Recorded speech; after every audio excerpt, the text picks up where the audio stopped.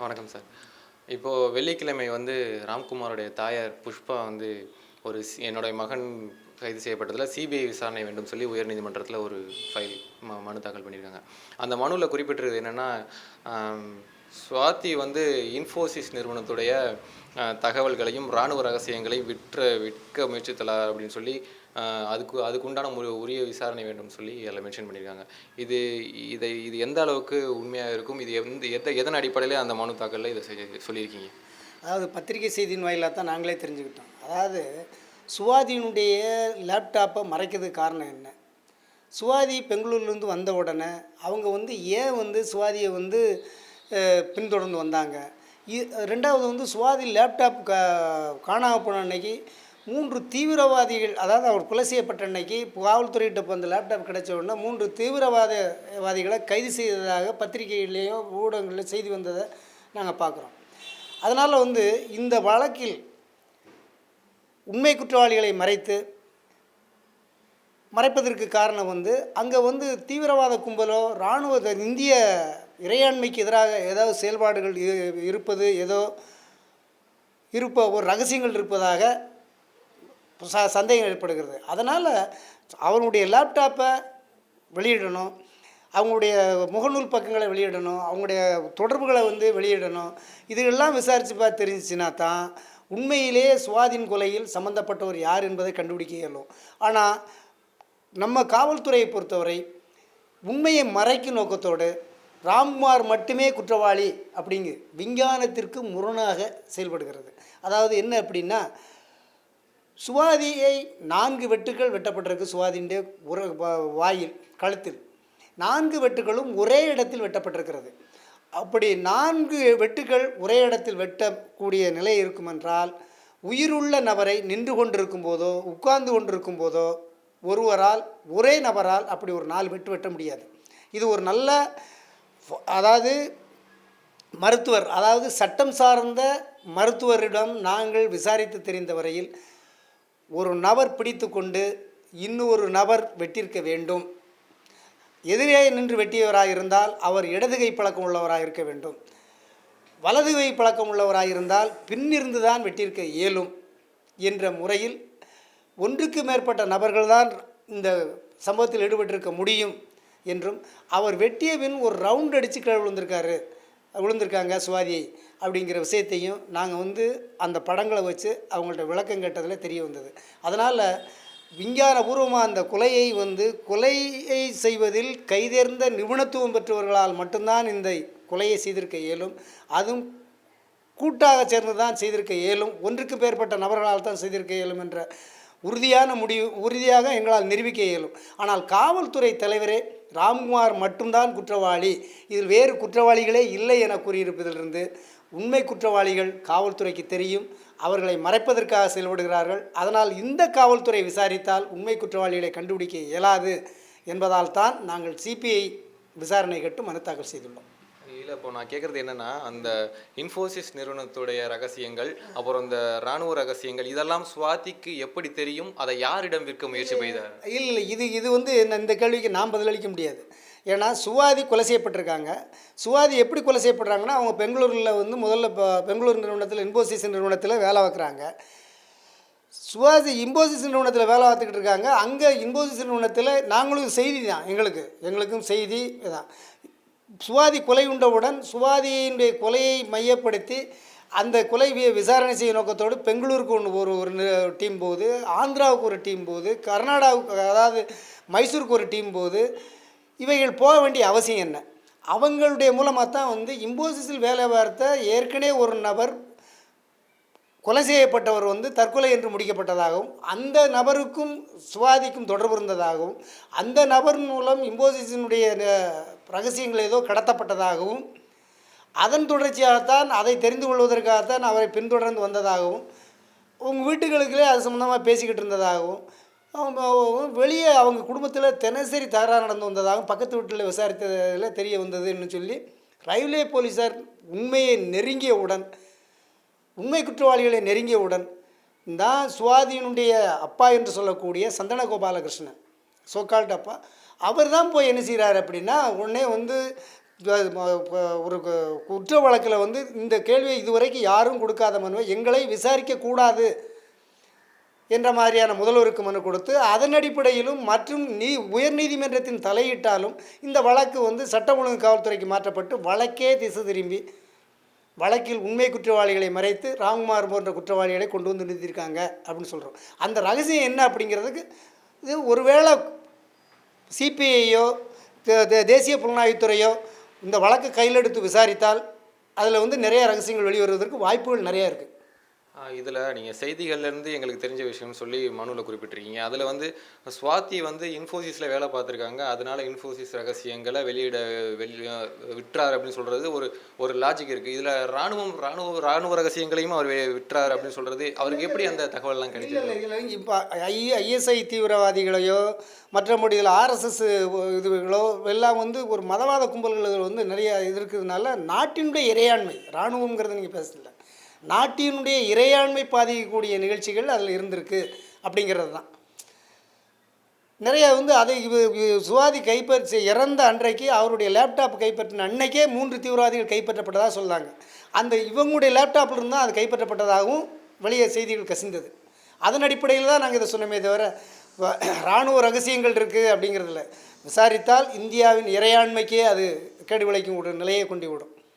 இப்போது சென்னையிலிருந்து பெங்களூரில் போய் வேலை பார்க்குற ஒரு சாதாரண குடும்பத்தை சேர்ந்த ஒரு பிராமண பெண், இவருக்கு அந்த இந்திய இறையாண்மை சார்ந்த அவ்வளவு தகவல்களும் இவர் லேப்டாப்பில் தான் இருந்திருக்குன்றது எந்த அளவுக்கு உண்மையாக இருக்கும்னு நினைக்கிறீங்க? அதாவது இப்போ நீங்கள் வந்து சாதாரண பிராமண குடும்பத்து பெண்ணு சொல்லக்கூடாது, ஒரு பிராமண குடும்பத்து பெண், அதனால தான் இப்போ பேசப்படுது. அவங்களால தான் ஈஸியாக அதை அணுக முடியும். ஏன்னா இம்போசிஸ் நிறுவனத்தில் வேலை பார்க்குறாங்க. இம்போசிஸ் நிறுவனத்தினுடைய வேலை பார்க்கையில் அங்கே ஒரு முக்கியமான நபரோட இவங்க உறவில் இருக்காங்க. அவர் கொல்லப்படுறாரு. அவர் கொல்லப்பட்ட உடனே தான் இவங்க வந்து சென்னைக்கு வரதா சொல்லப்படுது. ரெண்டாவது அவங்க குடும்பத்துக்குள்ளே நீங்கள் பாருங்கள் மர்மமான முறையில் இருக்குது. அவங்க அம்மா யார், அவங்க அப்பா யார், அவங்க சகோதரி யார், சகோதரியுடைய இது என்ன, ஏன் வந்து அவங்க சகோதரி வந்து ஒரு செய்தி விளையாடணும், எங்கள் அப்பா வந்து துளசி மடத்தை தான் சுற்றுவாங்க, கோயிலுக்கு டெய்லி போயிட்டு வருவாங்க, அவங்களுக்கு கோயிலை விட்டால் வேறு ஒன்றுமே தெரியாது, அப்பாவி பொண்ணாக காட்டுவதற்கான நிர்பந்தங்கள் என்ன வந்துச்சு, இதுகளெல்லாம் மையமாக வச்சு பார்க்கல தான் ஏதோ ஒரு ரகசியங்கள் அந்த குடும்பத்துக்குள்ள இருக்குது. இவங்களை நீங்கள் அப்பாவியாக பார்க்க இயலாது. அவங்க வந்து கண்டினியூஸாக பெங்களூருக்கு திருப்பி இங்கே சென்னையிலேருந்து கூட பெங்களூருக்கு போயிட்டு வர்றது வந்து ஃப்ளைட்டில் தான் அடிக்கிறது தான் போயிட்டு வந்ததாகவும் சொல்லப்படுது. நீங்கள் வந்து முதல்ல ராம்குமார சொல்லையில் அவர் ஒரு துணிக்கடையில் வேலை பார்த்த பையன் அப்படின்னாங்க. கடைசியில் ராம்குமாருக்கும் அவருக்கும் ஃபேஸ்புக்கில் தொடர்பு இருந்துச்சுன்னாங்க. என்ன இதை அனைத்தையும் நாங்கள் இல்லை என்று நிரூபணம் செய்த உடனே தான் அவங்க வந்து வழக்கவே திருப்புதாங்க. அதுக்கு பிறகு தான் வந்து 3 நாள் கஸ்டடி எடுத்து போனாங்க. இந்த கஸ்டடியிலேயாவது கொண்டுலான்னு முடிவு பண்ணாங்க. அதில் கொல்ல இயலாத சூழ்நிலையை நாங்கள் உருவாக்கி வச்சோம். அதனால தான் கஸ்டடியில் எடுத்துகிட்டு போன காலத்தில் அதாவது அவருடைய ராம்குமார் வழக்கறிஞரை பார்க்கணுன்னு சொன்னாங்க. அதை பார்க்குறது கூட அனுமதிக்கலை. ஆனால் என்ன செஞ்சாங்கன்னா அதுக்கு மாறாக அப்போ தான் அந்த கஸ்டடி எடுத்து போனவையில் தான் அவங்க நிறைய தடயங்களை தயார் பண்ணியிருக்காங்க. அந்த தடயங்களோட ஒப்பிடுவதற்கு தான் இப்போ பழையபடி 2 தடவை மனு போட்டாங்க. அதுக்கும் நீதிமன்றங்களும் உடந்தையாக இருந்தது. இந்த தடயங்கள்லாம் ஏற்கனவே தயார் செய்த தடயங்கள்ங்கிற மாதிரி அட்வான்ஸ் டேட் போட்டு கையெழுத்து போட்டு ரிசீவ் பண்ணியிருக்காங்க. அதை நாங்கள் வந்து நோட்டவே எடுத்து பார்த்து இந்த நோட்டில் இது வரைக்கும் வரல, இனிமேல் வந்ததாக ரெக்கார்ட் பண்ணினா நாங்கள் விடமாட்டோம் அப்படின்னு சொல்லிட்டு குறிப்பு எழுதி சொல்லிட்டு வந்திருக்கிறோம். அதில் இதில் நீதிமன்றங்களும் காவல்துறையும் ஏன் இவ்வளவு அப்பட்டமாக வந்து சட்டமீறல் நடந்துகிட்ருக்கு அப்படிங்கிறது தான் எங்களுக்கு பெரிய சந்தேகம் இருக்குது. ஏனென்றால் தமிழ்நாட்டை பொறுத்தவரை தமிழ்நாட்டு காவல்துறையும் சரி நீதித்துறையும் சரி இதுவரைக்கும் நடந்த கொலை வழக்குகளையோ கொள்ளை வழக்குகள் அனைத்திலுமே உண்மை குற்றவாளிகளை பிடிக்காமல் வழக்குகளை அக்கௌண்ட்டுக்காக முடிச்சிருக்காங்களே தவிர கணக்கு காட்டியிருக்காங்களே தவிர உண்மை குற்றவாளிகள் பிடிக்கவில்லை. ஏன்னா நம்ம நாட்டை நம்பி இந்தியர்கள்ங்கிற பேரில் இந்தியாவின் பேரில் வந்து வடநாட்டு கட்டிட தொழிலாளர்கள் மற்றும் உடல் உழைப்பாளர்கள் வந்து இங்கே வந்து சென்னையில் வந்து வேலை பார்க்காங்க. அவங்கள கற்பழிப்பு குற்றவாளிகளாகவும் பேகு கொள்ளையர்களாகவும் சித்தரித்த போக்கு தான் நம்ம தமிழ்நாட்டுக்கு இருந்துச்சு. அவங்க எவ்வளோ நேர்மையோடு நம்மளை சகோதரர்களாக தமிழ்நாட்டுக்கு வந்தவங்களை நீங்கள் வந்து உண்மைக்கு புறம்பாக அவர்களை கொள்ளையர்களாகவும் அவர்களை கற்பழிப்பு குற்றவாளிகளாகவும் இந்த தமிழ்நாடு காவல்துறையும் நீதித்துறையும் சித்தரிச்சிருக்கு. இது வெட்கப்பட வேண்டியது, இந்தியர்னு சொல்லிக்கிறதுக்கு அவமானமாக இருக்குது. இப்போது நீங்கள் வந்து இந்த கொலையை வந்து ஒன்றுக்கும் மேற்பட்ட நபர்கள் செய்திருக்க வாய்ப்பு இருக்குது அப்படின்ட்டு நிறைய இடத்துல சொல்லியிருக்கீங்க. இப்போது கடந்த வாரம் ராம்குமார் அவங்க அப்பா வந்து நீதிமன்றத்துக்கு வந்து ராம்குமாரை பார்க்க வந்திருந்தப்பையும் அவர் சொல்லியிருந்த விஷயம் என்னென்னா, அவங்க தேடி வந்தது ராம்குமார் இல்லை முத்துக்குமாரை தான் தேடி வந்தாங்க அப்படின்னு சொன்னாங்க. அவரும் வந்து மீனாட்சிபுரத்தை பக்கத்து ஊரை சேர்ந்தவர் தான். அப்படின்னு சொல்கிறாங்க. இப்போ ஒரு சில தரப்பில் என்னென்னா, அந்த முத்துக்குமார்ன்றவர் மேலேயும் ஒரு சந்தேகம் இருக்கிறதா சொல்கிறாங்க. இப்போது இந்த உண்மையான கொலையை யார் செஞ்சால் அவர் பின்னணியில் இருக்கிறவங்க யார் யார்? அதாவது அதாவது ராம்குமார், நான் ஊருக்கு போகையிலே வந்து அவர் இப்போ ராம்குமாரனுடைய அப்பா என்கிட்ட சொன்னது, இது வாங்க உங்கள் இது முத்துக்குமார் வீடு தானேன்னு தான் போலீஸ்காரரே கேட்டிருக்காங்க. இல்லை, இது முத்துக்குமார் வீடு இல்லை, ராம்குமார்னு சொல்லியிருக்காங்க. அதனுடைய தொடர்ச்சியாக அதன் பின்னர் தான் வந்து தமிழச்சி என்பவங்க ஒரு பதிவிடுதாங்க. அதில் முத்துக்குமார் பேர் வருது, இன்னும் சிலருடைய பெயர்கள்லாம் வருது. எங்களுக்கு வந்து அது வந்து பெரிய ஷாக்காக இருக்குது. இந்த தமிழச்சிக்கு இந்த தகவல்களை கொடுத்தது யார்? அப்போ இந்த தமிழச்சிக்கு இந்த தகவல்கள் எப்படி தெரிந்தது?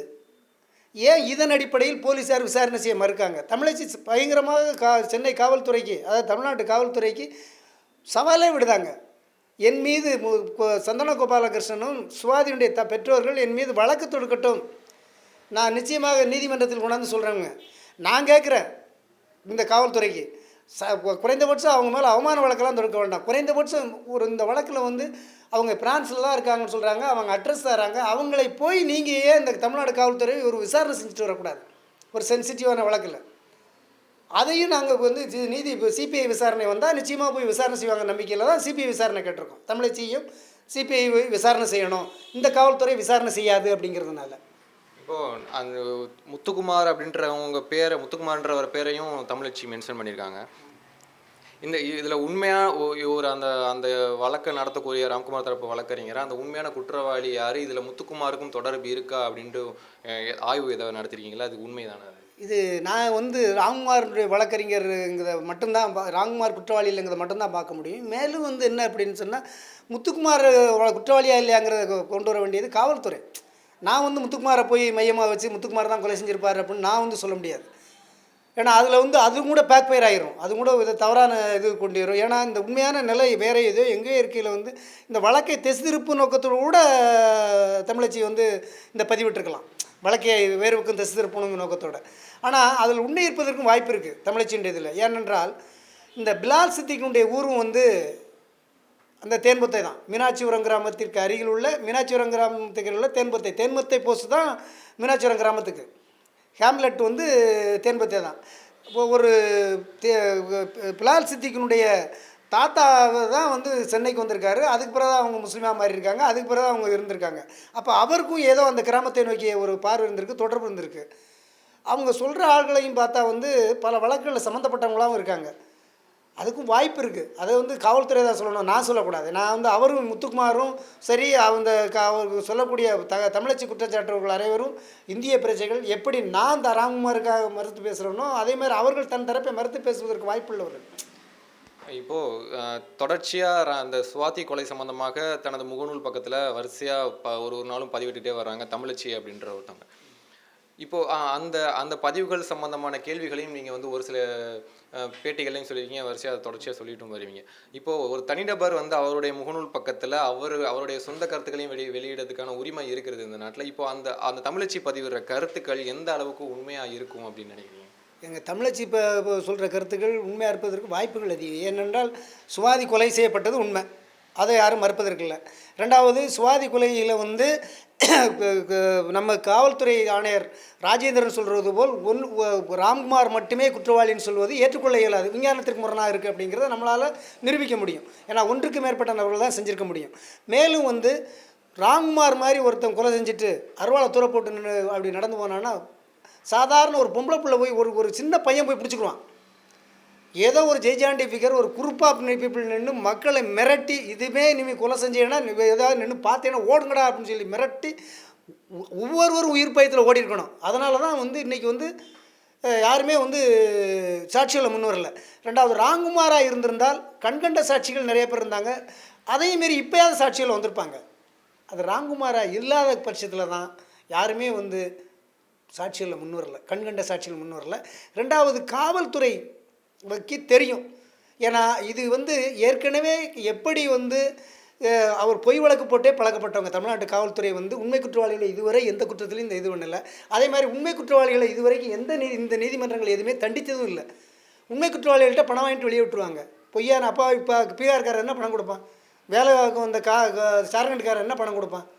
அதனால் அவங்க குற்றவாளிகள் இன்னைக்கு கம்பி பண்ணிக்கிட்டு இருக்காங்க.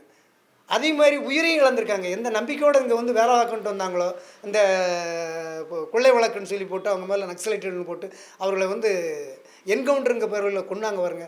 இதை விட கேவலம் தமிழ்நாட்டு காவல்துறைக்கு வேறு எந்த கேவலமும் இருக்க முடியாது. இப்போது தமிழச்சி இப்போ முகநூல் பதிவில் இப்போ 3 நாட்களுக்கு முன்னாடி வந்து இந்த கேஸில் முக்கிய சாட்சியாக இருக்கக்கூடிய ஒரு பெண்ணினுடைய ஆடியோ பதிவு வந்து வெளியிட்டிருந்தாங்க. அதனுடைய ஒரு குறிப்பிட்ட பகுதியை மட்டும்தான் வெளியிட்டிருந்தாங்க. அதில் அந்த பெண் சொல்கிறது என்னென்னா, என்னையும் காவல்துறையை சேர்ந்தவர்கள் கொலை பண்ண முயற்சி பண்ணார்கள், ரம்ஜான் அன்னைக்கு கொலை பண்ண முயற்சி பண்ணார்கள் அப்படின்னு சொல்லியிருக்கேன்.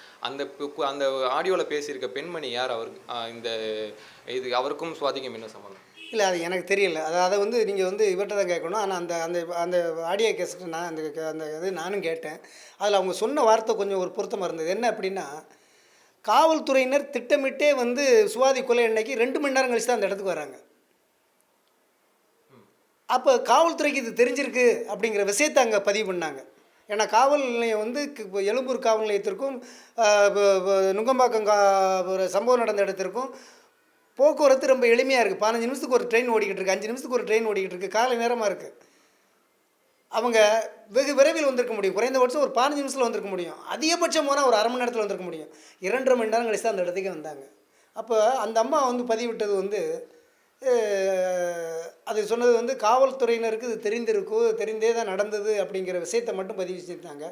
அப்போ இந்த இதெல்லாம் ஒப்பிட்டு பார்க்கையில் அது வந்து ஏற்றுக்கொள்ளாத மாதிரி இருக்குது. ஆனால் அந்த அம்மா யாருன்னு எனக்கு தெரியலை. எனக்கு அதான் ஏற்கனவே வந்து ராம்குமாரை அந்த ஒப்பிட்டு பார்ப்பதற்காக புகைப்படம் எடுக்கணும்னு சொல்லி நீங்கள் வந்து உயர் நீதிமன்றத்துக்கு மேல்முறையீடு போயிருக்கையில் நீதிபதி PN பிரகாஷ் வந்து இதை வந்து புழல் சிறையிலே வச்சு நீங்கள் வீடியோ பதிவு எடுத்துக்கலாம் அப்படின்னு சொல்லி ஒரு உத்தரவு போட்டார். அந்த உத்தரவுக்கு நீங்கள் எதிர்ப்பும் தெரிவிச்சிருந்தீங்க. இப்போது இந்த CBI பெட்டிஷன் வந்து அடுத்த வாரம் விசாரணைக்கு வர இருக்க நிலையில் அதோட தீர்ப்பு எப்படி இருக்குன்னு நீங்கள் நினைக்கிறீங்க? இல்லை, ஏற்கனவே அந்த ரித்திஷ்குமார் வழக்கை காட்டி, அதாவது ஒரு இந்திய அரசியலமைப்பு சட்டம் அடிப்படை உரிமைகள் 20 உட்பிரிவு 3 படி ஒரு நபரை அவருக்கு எதிராக சாட்சியம் எடுக்கக்கூடாது அப்படிங்கிறத பொறுத்து உச்சநீதிமன்றத்தில் ரித்திஷ்குமார் என்றவருடைய வழக்கில் பெஞ்சில் என்ன முடிவு பண்ணாங்கன்னா, ஒரு ஜட்ஜு வந்து இதை எடுக்கலாங்க, ஒரு ஜட்ஜு இதை எடுக்கக்கூடாது அப்படிங்கிற முடிவு பண்ணாங்க. அப்போ இதை லார்ஜர் பெஞ்சுக்கு வந்து மாற்றுறாங்க. அந்த வழக்கு இன்னும் நிலுவையில் இருக்குது. இந்த வழக்கை காட்டி நாங்கள் வந்து இது வந்து அடிப்படை உரிமைக்கு எதிரானது, அதனால் நீங்கள் எடுக்கக்கூடாதுங்கிறத காட்டுறோம். அப்போ பயங்கரமான ஒரு பொய்யை சொன்னார் பாருங்கள். அதாவது இந்திய அரசியல் சட்டத்தை குழி தோண்டி புதைக்கிற மாதிரி ஒரு பொய்யை சொன்னார் நீதிபதி PN பிரகாஷ். இந்த வழக்கு 3 நாட்களுக்கு முன்னால் வந்து தீர்ப்பு வந்துருச்சு, அதில் எடுக்கலாம்னு வந்துருச்சு அப்படின்னு சொல்லி பயங்கரமாக பொய் சொன்னார். அது வந்து ஒரு இந்திய அரசியலமைப்பு சட்டத்திற்கு பணிவாக இந்திய அரசியல் சட்டப்படி நான் வேலை வாய்ப்புன்னு அவர் வந்து ஓத்து எடுத்துக்கொண்ட நீதிபதி பதவி ஏற்கும் போது எடுத்துக்கொண்ட உறுதிமொழிகளுக்கு விரோதமானது. இது வந்து ஏற்புடையதல்ல. இது சம்பந்தமாக அவர் மீது நடவடிக்கை எடுப்பதற்கு மனு தாக்கல் செய்ய உள்ளோம். அது வேறு. இவ்வளவு நீதித்துறை இவ்வளவு நேர்மையற்றதாக இருக்குங்கையில் தான் எங்களுக்கு வேதனையாக இருக்குது. நீதித்துறை இவ்வளவு நேர்மையற்றதாக இருக்குன்னு சொல்ல மட்டுமல்லாமல், நாங்கள் இந்த உத்தரவை வந்து நீக்குரோசியன்னு கேட்குறோம். அவர் ஒன்று இந்த உத்தரவை நீக்குரோசியன்னு சொல்லணும், இல்லைன்னா உத்தரவை அனுமதிக்கணும். ஆனால் அதுக்கு பதிலாக என்ன செய்கிறான்னா, அந்த உத்தரவை எல்லாம் நீக்குறவு செஞ்சுட்டு இவர் புதுசாக ஒரு உத்தரவு போடுறாரு, நீங்கள் எடுத்துக்கொள்ளுங்கள், அதுவும் எங்கள் சிறைச்சாலையில் போய் எடுத்துக்கொள்ளுங்கள் அப்படிங்கிறார்.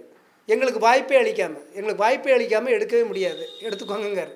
அப்போ நீதிமன்றத்தில் இந்த வழக்கை வந்து உடனடியாக விசாரிக்கணும் அப்படின்னு சொல்லி உயர் நீதிமன்றம் தலையிட்டது. விசாரணையில் தலையிடக்கூடாத நிலையில் தலையிட்டதெல்லாம் பார்க்கும்போது இந்த நீதிமன்றத்திற்கும் ஏதோ தெரிந்திருப்பதற்கு வாய்ப்பு இருக்குது அப்படிங்கிறது தான் எங்களுடைய குற்றச்சாட்டு.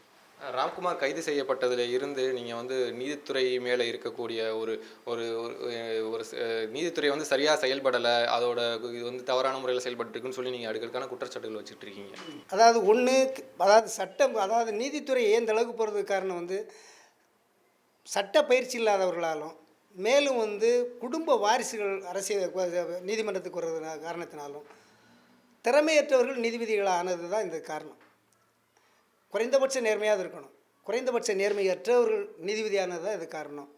ஏற்கனவே ராம்குமார் கைது செய்து ராயப்பேட்டை அரசு மருத்துவமனையில் அனுமதிக்கும் போது கிருஷ்ணமூர்த்தி அப்படின்ற லாயர் வந்து ராம்குமார் தரப்பில் நான் வாதாட போகிறேன்னு சொல்லிட்டு திருப்பியும் அதுலேருந்து பின்வாங்கிட்டேன், நான் அந்த இது இது இனிமேல் அந்த ராம்குமார் தரப்பில் ஆஜராக மாட்டேன் அப்படின்னு சொல்லி வழக்காட மாட்டேன்னு சொல்லி. இப்போது ராம்குமார் தரப்பு வழக்கறிஞரான நீங்கள் இதை எப்படி பார்க்குறீங்க? அதாவது ராம்குமாரை வந்து என்கவுண்டர் பண்ணுங்க நோக்கத்தோட காவல்துறையினர் ஏற்பாடு செய்யப்பட்ட வக்கீல் தான் அவர் வந்து கிருஷ்ணமூர்த்தி. ஏன்னா எங்கேயெல்லாம் வந்து காவல்துறை என்கவுண்டர் பண்ண போகுதோ, எங்கேயெல்லாம் காவல்துறை வந்து போலி குற்றவாளிகளை முன்னிறுத்துதோ, அங்கேயெல்லாம் வந்து ஒரு வழக்கறிஞர் அவங்க நியமிப்பாங்க. அப்படி நியமித்தவர் தான் பிலால் சித்திக்குடைய வழக்கறிஞரான புகழேந்தியும். நீங்கள் இந்த பிலால் சித்திக்குடைய வழக்கறிஞர் தான் வந்து நீங்கள் வந்து அந்த வட இந்தியர்களுக்கெல்லாம் வந்து வழக்கறிஞர்கள்னு சொல்லி போர்வையில் வருவாங்க. வந்து காவல்துறையுடைய செய்தியை நியாயப்படுத்திட்டு நீதிமன்றத்திற்கு அதுக்கு ஒப்புதல் வாங்கிட்டு போயிடுவாங்க. இதே இதில் இப்போ காவல்துறை என்ன நினச்சிக்கிட்டு இருக்கு அப்படின்னா, ராம்குமார் வழக்கில் நான் உள்ளே வந்த பின்னால் ஐயோ இதில் ஒரு வட இந்திய முறை சேர்த்து வழக்கு முடிச்சிருக்கலாமோன்ற சந்தேகம் அவங்களுக்கு. வழக்க முடிச்சிருக்கலாமே, ஏன் இவரை சேர்த்துருக்கோம், புகழேந்தியே இருந்தார், ஒரு வட இந்திய போட்டிருந்தா நிச்சயமாக புகழேந்தி அவங்களுக்கு ஆஜராகாத மாதிரி ஆஜராகி நமக்கு வந்து உதவி பண்ணியிருப்பார் அப்படிங்கிற வருத்தத்தில் இருக்காங்க காவல்துறையினர். அதனால் வட இந்திய நண்பர்களை பாதுகாக்க வேண்டிய பொறுப்பு இன்றைக்கு நமக்கு அதிகமாக இருக்குது. இந்த காவல்துறை நம்மை நோக்கி நமக்கு பசிக்காகவும் பட்டினிக்காகவும் வேலைக்கு வரும் தொழிலாளர்களை கேவலமாக நடத்தி அவர்களை கொலை குற்றவாளிகளாகவும் கற்பழிப்பு குற்றவாளிகளாகவும் திருட்டு குற்றவாளிகளாகவும் பார்க்கும் நிலையை மாற்ற வேண்டும் என மாற்றுவதற்கு ஊடகங்களும் நாமும் பெரும் முயற்சி செய்ய வேண்டும் என உங்களோட அன்போடு கேட்டுக்கொள்கிறேன்.